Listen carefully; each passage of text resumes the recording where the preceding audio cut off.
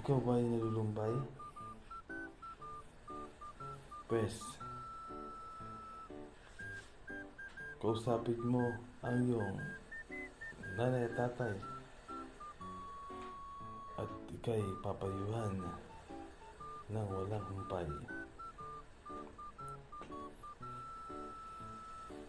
Huwag sa tambay, ikaw lumapit, baka ang iyong pera ay makupit.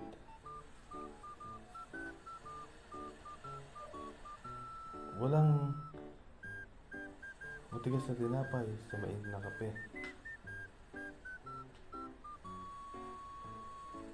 Kung kaya lang, hindi lalambot ang tinapay kung cold coffee ang in-order. Kahit na anong mangyari pa rin ang hindi inaasahan. Kaya huwag ka na umasa, nasasagutin ka niya.